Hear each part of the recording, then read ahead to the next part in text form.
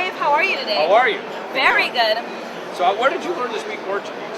It's like a third language to me. Really? Yeah. Interesting. Well, you look really good. I just thought I'd tell you that. Thank you. So what's up with the new? Likewise. Oh, thank you.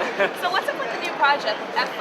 Tell us how that came about. We have our second record just came out a couple of months ago here in America. It's coming out on a really cool record label called SPD for Europe, and actually next week, right after May. Oh. Yeah, and so we're actually playing a show here at Winter NAMM for Sabian, who's a cymbal manufacturer, who are drummer Jimmy DeGrasso, who I've played with quite a bit over the years, right? He's one of their endorsees and clinicians and whatnot. So we're actually playing a show over at Sheraton for them, and just did a show with Alice Cooper and a handful of different things. So and you should have some videos now that you can play. Yes. Some live things that we did, as well as some actual proper videos, music videos. So yeah, it started in 2003, and first record came out in 05, and here we are in 09. What does F5 stand for? Our former drummer watched the movie Twister, and an F5 is, I guess, the highest category rating of the most deadly tornado. So that was what he thought of when he saw it. He said, F5, that's cool. And I said, yeah, but I'm not into the tornado. I grew up in the Midwest, right? So I'm the tornado. Oh, you did? Yeah, I grew up in Minnesota, right? So the tornado thing I thought was a little cheesy, but F5 I thought, yeah, you know, force of five guys, all right, that makes sense. We'll go with it. Okay, you have a book, your book called Making Music Your Business. Right.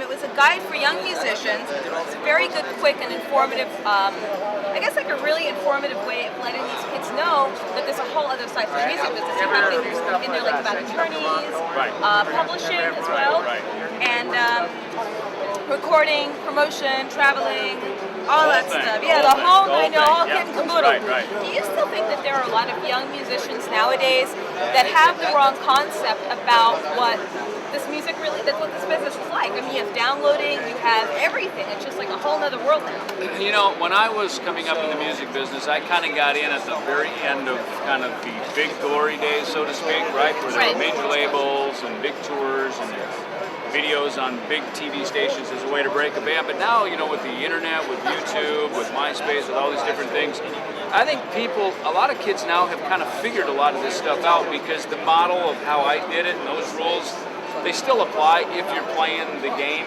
over in that area, but most people aren't. Most people are able to start their band, make records, put up a website, put things on YouTube, and self-promote, which has given the power back to the artist, quite honestly.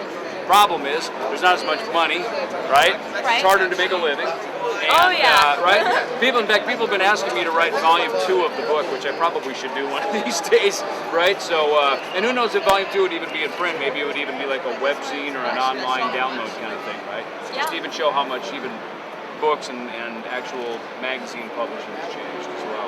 Yeah, it's a whole other world out there. Totally different, yeah. And do you think that, okay, where do you see the future of metal? You've obviously been around this for longer than most of us, but where do you see it? And what do you think could change everything as far as downloading?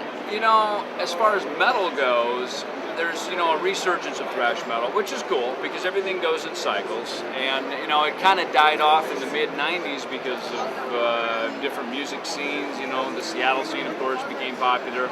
So it's taken a while for it to become popular again. A lot of it is kind of maybe a bit of a recreation of what we did back in the late 80s, early 90s kind of thing, which I guess is a compliment on one hand because, right, they're borrowing from what we did, and we borrowed from what someone else did, you know.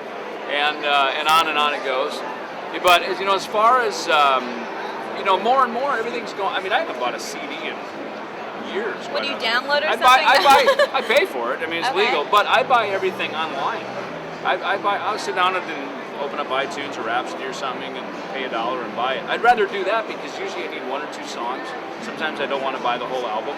Or if I do, I just paid $10, buy the whole album, and it's done. It's cheaper to buy it online than it is to even to drive to the store and buy the CD. Do you think that a lot of musicians, I mean, like, how important do you think it is for most musicians to be in touch with their creative side? And do you think it's really hard for them to get into that side after, like, a really bad experience with a band? You know, here's the thing. I had a lot of really good experiences, quite honestly, from all that, and I don't look back on any of that with any, you know, shame at all. I mean, it was great. It was awesome. It was a great thing. But, you know, that ended, and it ended really, quite honestly, it was not something I chose to end. But one day that was the card that was played in my game of life. So from there, I just chose to keep moving forward.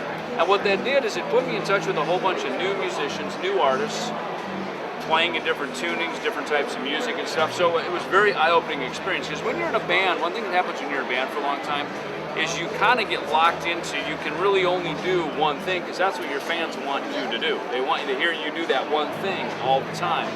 And that can be creatively stimulating, you know, to only do one thing all the time, because you grow as a person, the band grows, people get frustrated, and that's why a lot of bands break up, members leave, and different things happen, and it's really hard to keep things together like that for long periods of time. So for me, since that group, I've done a ton of new things that have really been fun, they've been very rewarding, and partly just to like hook up with him, and hey, you want to play on this, and I usually say yes, because I'd rather live the experience than to like sit back and sit on the sidelines and go, wow, I wish I would have done that. Well, that's because you have a backbone, that's why. And you want to keep doing good and being successful. Now, how would you say you get the really good guitar sound that you have? Would you say it's spontaneity, being a perfectionist, perhaps support by like really good producers, or having really cool gear? You know like what? Peavy. It's a little bit of both. I mean, it's like, you know, when I see if I have a pick here, I think he's got to pick, guys. You know, when I pick up one of these instruments, which you're at, oh, woo! and I pick it up and I play, even though you can't hear this, you know, and there's just a way that I play it and finger it and tack it, right? That gives it the sound that I get out of it when I play it. And I think that's the difference is after you play something for a long period of time, there's just, when you pick it up, your personality kind of comes right through the instrument. And so much, then it's not so much about what instrument you play, even though this is a beautiful one, right? Oh, it's gorgeous, yes, wood. yes. But it's more, it's in your hands, right? Because your hands are connected to your soul. Oh, wow. Yeah, I never thought about that. That's actually a really good way to explain things. It's good. Right? And what kind of equipment do you use nowadays? You know what, I have a signature bass with Peavy called the Zodiac. It's and a under Zodiac the Zodiac, bass. there's 12 signs of the Zodiac, and since I was born in November, I'm a Scorpio. So Oh, mine me is too. the Scorpio. Are you a Scorpio? Yeah. When's your birthday? October 23rd. Oh, it's one of my daughter's birthdays. Oh, my see? daughter Small Athena is world. October 23rd. October and my 23rd. I'm November 12th, so we're still under the Scorpio, right? Yes. So I have that, and then I also use some PD amplifiers that I've used for many, many years, actually, since late 90s or so. I mean, big part of, you know, again, it's the equipment that I use. I love it. It sounds good, but I think ultimately it's in the hands. It's in your soul, which In your connects to the soul. hands. what amplifiers do you use specifically? There's the tour, And pedals as well. There's the tour series heads and the tour cabinets, and I don't use any pedals. You know? None. Oh. What's the liaison between bass and drums? Apparently you've done some projects with Jimmy DeGrazzo. Right. What was that like, and how did that come about? Well, Jimmy, I brought Like, Jimmy why is in he your now. favorite drummer? You know what? Jimmy, it's funny. He came in and replaced Nick Menza, which I was not excited about doing a member change until Right. at some point it just had to be done. And then Jimmy came in, and Jimmy's a very seasoned player, great player. He actually makes me a much better bass player. Really? Absolutely. His timing is great, and just playing with him, he's one of these guys that he kind of, I don't know, he sort of pushes me, you know, and we just play very well together. And you know what I've noticed, because we've done a couple of pretty big shows here lately with F5, and Jimmy's now playing in that with me.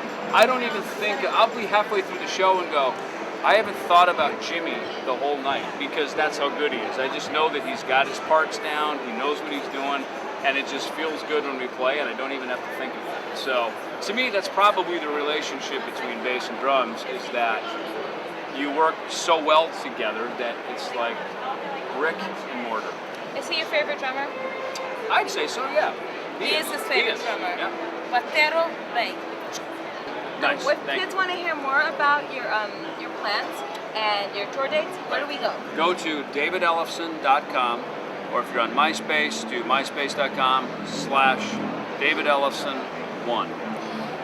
Dave, thank you very You much. are And do you have a welcome. message Thank for you. your fans? Yes. Such as myself. Sure. I thank you so much for all your support. I can't wait to get down and see you.